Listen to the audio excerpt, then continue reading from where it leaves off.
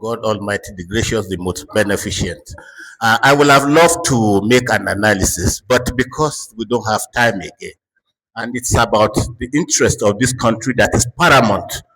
Uh, you see, when the insurgents started in Nigeria, what they were planning, their intention was to weaken the government, play the Christians against the Muslims, and cause commotion in the country. There's something we call center of gravity when we do our estimate, our operational estimate. Now you hit your center of gravity and then destabilize the whole system. That's what they were playing. So they wanted Muslims. They were busy destroying churches, thinking that Muslims will support them so that they will fight the Christians. That was their intention. That's what insurgents, that's what they do in every country. Now, but you know, Nigeria has many enemies. Enemies from within among the insurgents, then enemies from outside who have certain interests. Some powerful countries that have tight interest in Nigeria. So they will do some things to do as if they are aiding the Christians or helping the Christians so that the Muslims will fight them. No, we shouldn't allow that. The interest of our country should be paramount. And you know, sorry, I didn't recognize the high table the way I should have done. Cardinal Archbishop John Cardinal Onayeka, I'm sorry, I didn't, but it's because of what of time. The senator, my brother, the Archbishop Imam Fuad, and members of the high table, and my sister too. The idea, what I just want to bring out to this evening is that we must not fight ourselves. I've seen battle before, and that's why Imam Fuad said it's a soldier. Soldiers fear fight.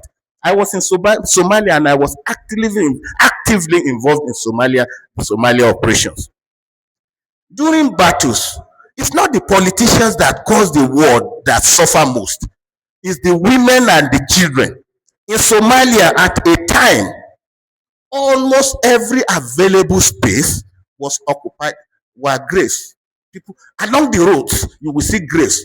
And sometimes very shallow. You are marching, you are going on patrol, you just dip your leg and you discover you are marching somebody's head. And it's not the bullet that kill most people during war. It's hunger and disease, especially for children and women. So we must be very careful. We must not allow the imperialists to cause problems in our country. We must not allow some religious bigots to cause problems in our country. We must hold our country, because if there's peace in Nigeria, we can think of development. Please take note of this point.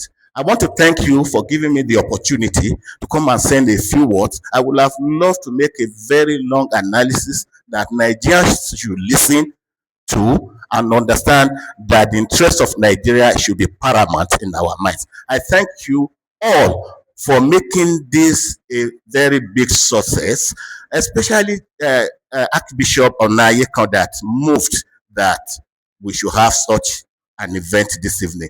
I had just spoken to Imam Fuad about it, that this interfaith iftar that we normally do, are we not going to have it this year? So he just kept quiet. The following day, he called me, he said, look at you, as if God was speaking through you.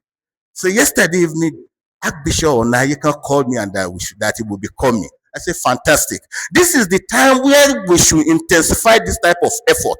There are a lot of people in this country who don't want Nigeria to stand as a country for their selfish interests. And when there's trouble, they carry their families and run away. There are multitudes of women and children who don't have any place to run to. Over 200 million Nigerians. Where do you want to move them to? Togo, Republic of Benin, or Ghana? Ghana, I know Ghanaians. I lived in Ghana for about 3.5 years. I tell you, Ghanaians will drive us back. They will close their gate, Nigerians. They will say, you people are too arrogant. They've always been saying it. So many West African countries do not really love us. We love them. But again, can you blame them? The character of some of our people too make people to drive us away. We must watch our character, and we must be ready to protect the interests of this country. I thank you for coming, and I thank you for giving me the opportunity. Iftar Mubarak. Thank you very much, General.